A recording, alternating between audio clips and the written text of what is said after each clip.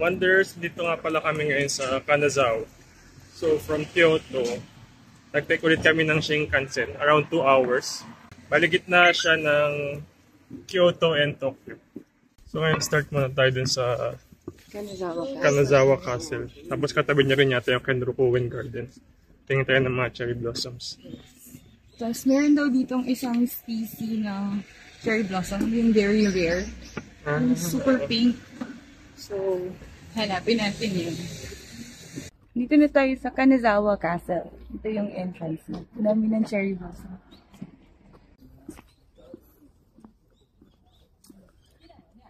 Ayan na yung mga cherry blossom. Dami. Tapos pwede ka pumasok sa loob. We are here.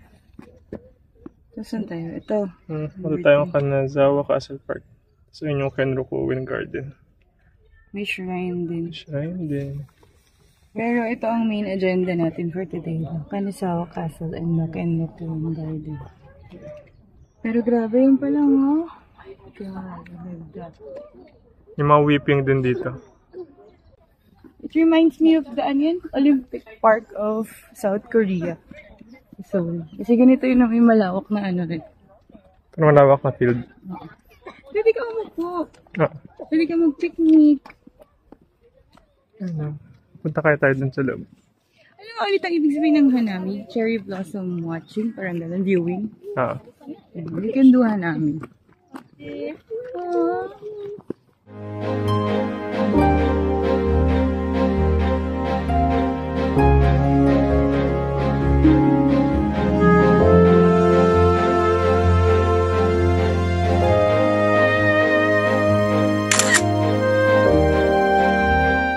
Ang ganda dito, guys.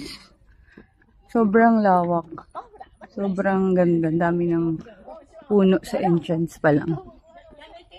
Ito yung Castle Park Wanderers. Malaki niyan. Hanggang dun. Tapos hanggang palabas. Dun yung gate. Punta na tayo sa castle.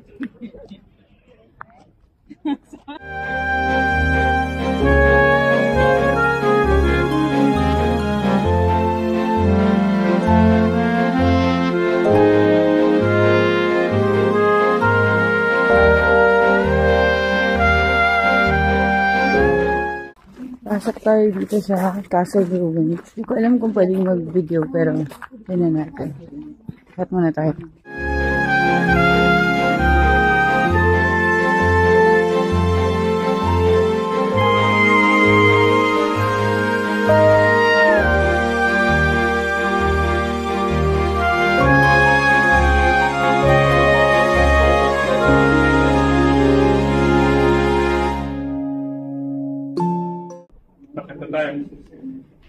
Tara, kaya tayo, guys.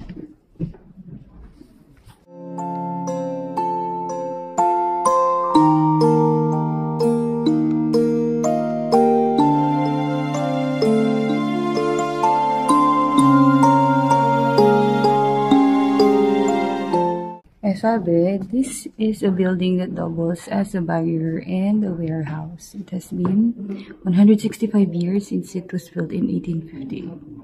So, 1858 wala siya. Narinig niyo yung creaking ng floors.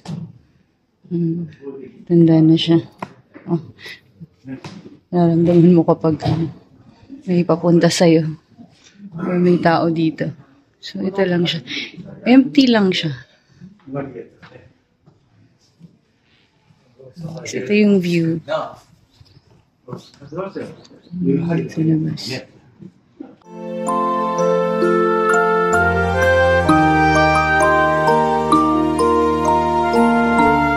The walls are filled with stones to increase defense power. Look through the gap between the wooden boards. So matibay pala siya.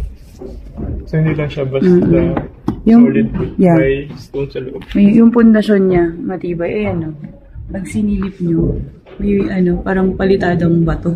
Or parang may batong wall sa loob. Ito pala yung ibang parts pa ng Kanazawa Castle. Baba tayo dun sa loob. Yung pinasukan kasi natin, hindi lang pala yun yung nag-iisang castle ruin. Part lang siya ng castle complex, ng Kanazawa Castle Complex. So marami siya. Marami ring gate, iba-iba. Medyo nakakalito. Kaya kapag bago kayo pupunta rito, check nyo muna yung maps para alam nyo kung saan kayo papasok or anong area yung gusto nyo puntahan. 320. Yeah. Pero kapag grupo kayo, 30 or more, aged 6 and up, 250 lang. Lagyan natin kung makapasok pa tayo. Pero explore muna natin yung Din muna tayo sa Kenroku-en Garden, no? Hmm. Tingnan natin yung iba pang parts itong Kanazawa Castle Park.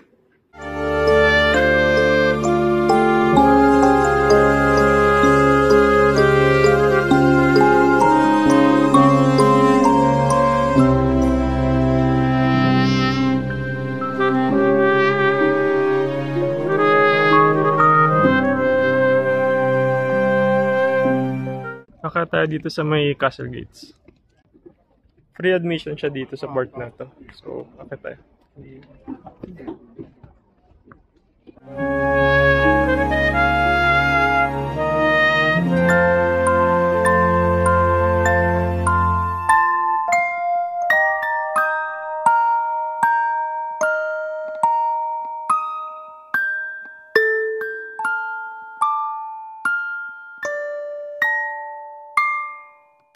Meron palang free guided tour dito.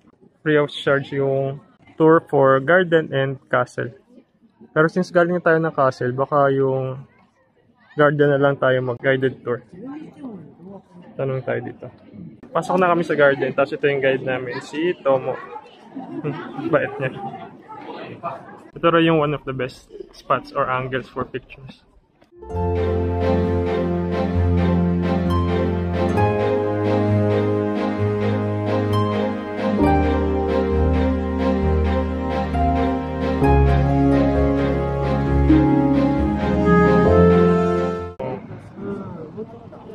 So sabi ni Tomo, genetically modified data or clone tong cherry blossoms na to.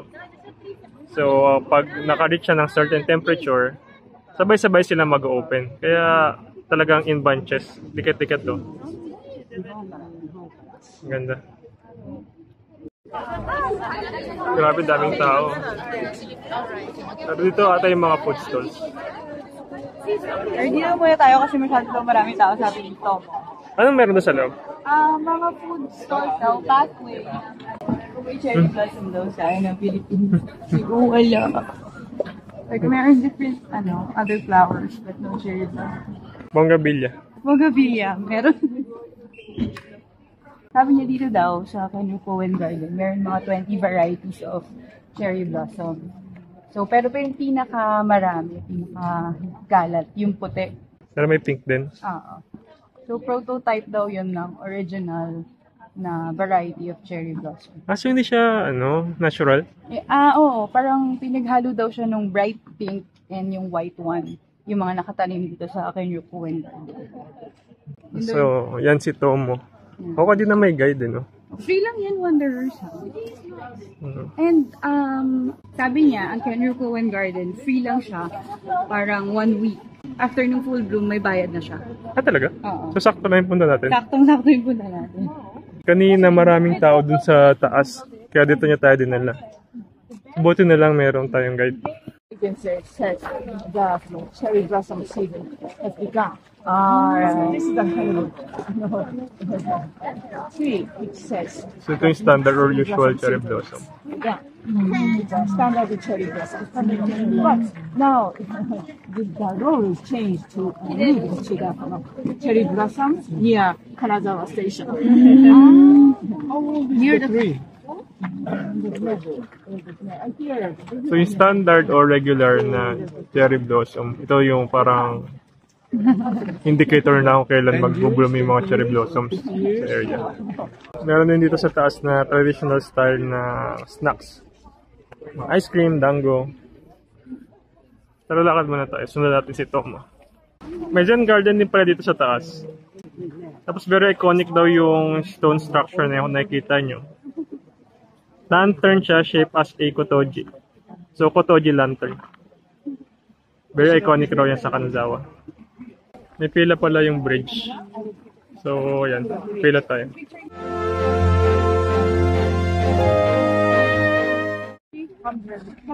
Oh, Usually, so ito yung very rare na cherry blossom. It's called Genrukuen Chrysanthemum Cherry Blossom. Isang blossom daw niya, it's like 300 petals. So siya yung very rare. Eh, pero late siyang magbo-bloom wonders. Budding pa lang siya. I think last year. 300 petals. Isang blossom. Yeah. Look, it's like this one. Ah, yan yung hinanap natin na rare. Oo. 300 petals. 300 petals Yeah. per blossom. Yeah. But when it blooms, It's pink. pink, and then it becomes white. Oh! So, red, pink, white. It changes color. Galing, no? So yung transition niya, no? From budding to full bloom. A rare flower having more than 300 flower petals. Late April nga lang siya nagbo-bloom. So, yan siya ngayon. Puro buds pa lang.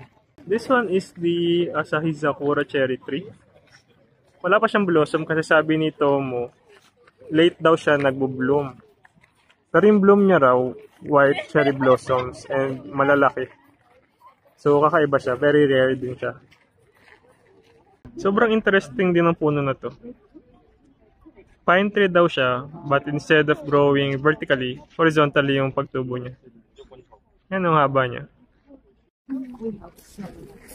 So every season you So, Yan. Ina-explain ito mo na ito daw yung flower viewing bridge. in summer. in summer, So, hindi lang sakura yung mabubi mo dito. So, ngayong spring, sakura. Tapos after daw, may azalea. Tapos may mga bushes pa sa water. Sa fall, maple trees naman. So, all season round, para may flowers dito. Kaya siya tinawag na flower viewing bridge. Sabi tayo.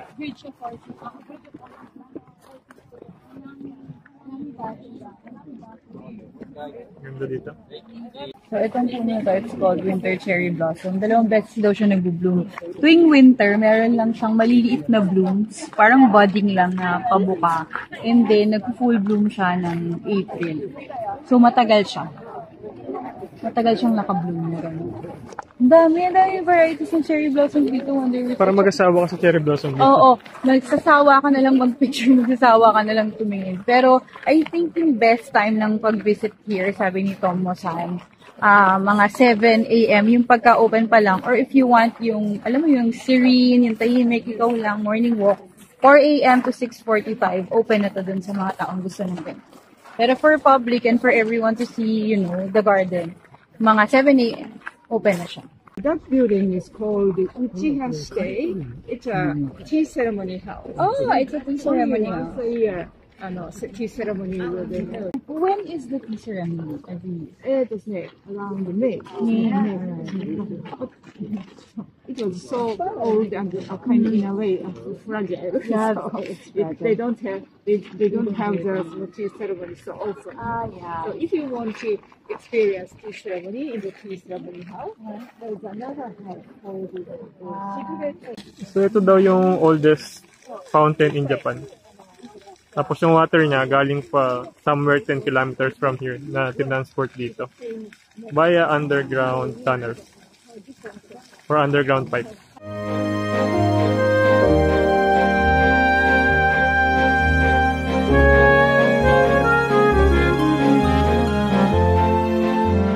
So, tapos na tayong i-tour ni Tomo-san. Sobrang bait niya. Alam niyo ba, Wanderers, na 84 years old na siya, tapos retired na siya. And then, after ng retirement niya, ganun siguro yung mga Japanese, no? Naghahanap sila ng volunteer work. So, itong ginagawa niya ditong pagtutour sa mga turista, ano lang to, free. Tapos, volunteer work nila. Ang galing, no? Babalik na tayo ng castle. Hanap muna tayo ng maiinom kasi medyo mainit tsaka nakakahapo. Ganda, oh. Tingnan nyo, guys. Oh my God. Grabe. Sobrang no?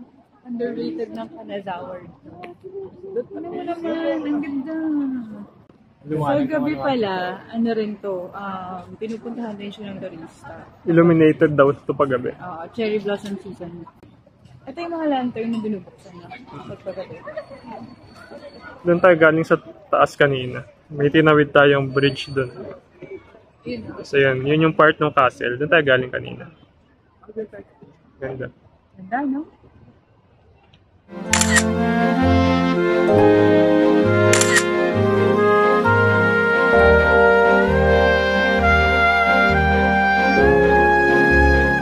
Yan, dito ulit tayo sa mga kainan. Siyempre, takoyaki ulit tayo. Kain muna tayo.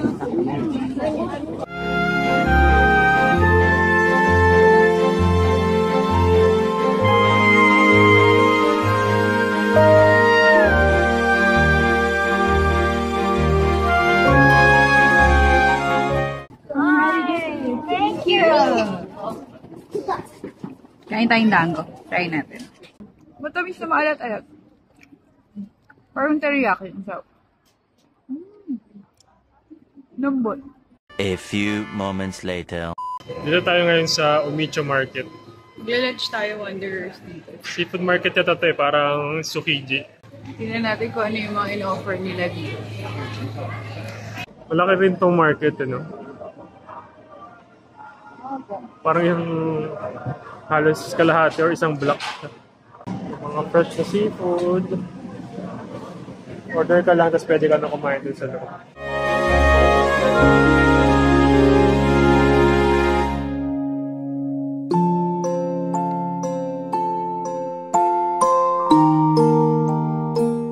May mga kaisen doon din dito. Sa yung restaurant. Yung iba naman, bumibili lang tapos dito lang sila sa gilid kumakain. Order ng sushi, sashimi, mga grilled seafood. Yung mga take-out counters din kasi dito.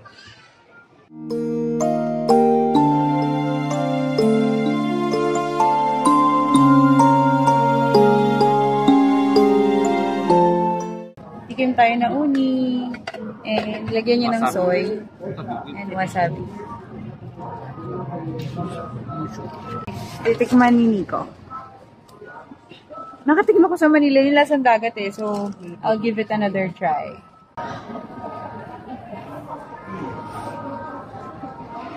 Sarap. Ganun din. Hindi siya malansa. Hindi malansa. Compare sa atin. Sarap. Lasang dagat. Hindi siya lasang dagat eh. Basta walang lansa. Malinamnam. Hmm. Kain tayo, Wanderers. So, Try ko siya ulit. I'll give it another try.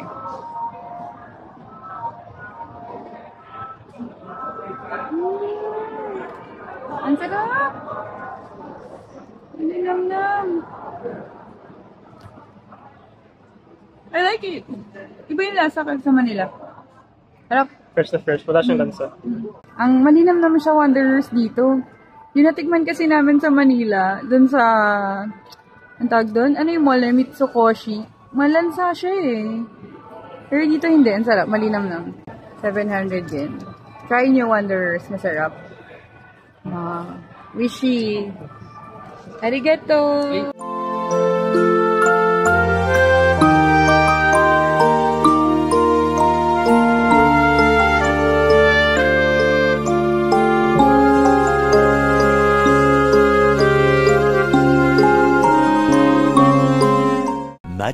Much later. Wanderers, nandito tayo ngayon sa Higashi District or also known as the Geisha District. Tingnan natin kung anong itsura niya sa gabi.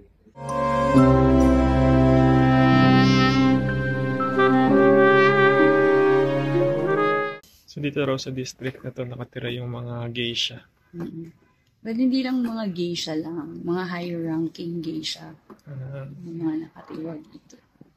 May nakita kami dito kaninang poster. Meet a geisha. Parang 11K. You have to pay 11,000 yung... Japanese din. Ito yung community nila. So, dapat tahimik kayo no, pag gabi. Kasi residential area rin siya.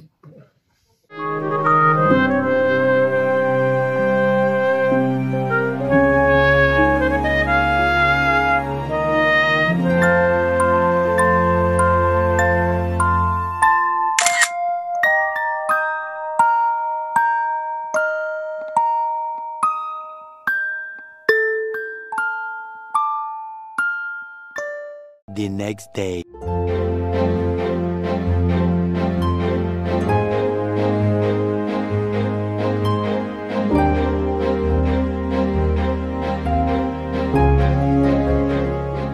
Alam niyo ba, Wonders, that Kanazawa literally means Marsh of Gold. So, isa sa mga sikat na pasalubong nila ay yung mga gold flakes or gold leaf. So, bibili tayo ng blotting paper na may gold speck at saka edible gold. Sikat to dito. This is all only 700 yen ata. Tapos ito, 380 yen lang siya. 20 sheets na siya. Kasi ka siya pang pasalubong. Kung hindi kayo ng pasalubong, don't forget your edible gold.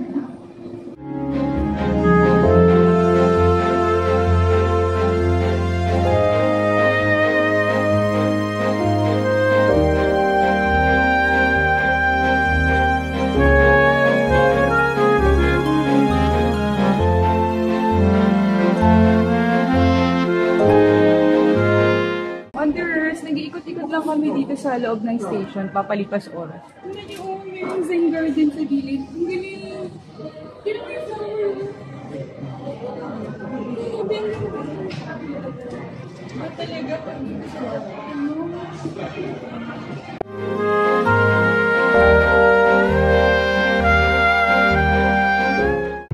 Bumili tayong bento dun sa may station kanina. Kaya natin papuntahan.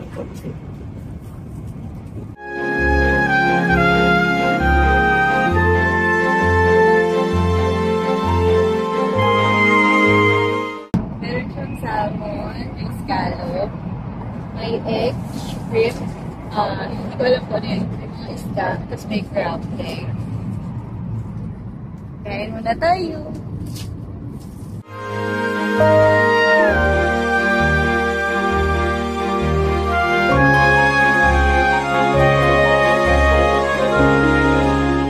Bali, ilang toppings? 1, 2, 3, 4, 5, 6, 7 toppings. 1,000 ano to? 250 yen. So, mga around 500 pesos na. For the experience.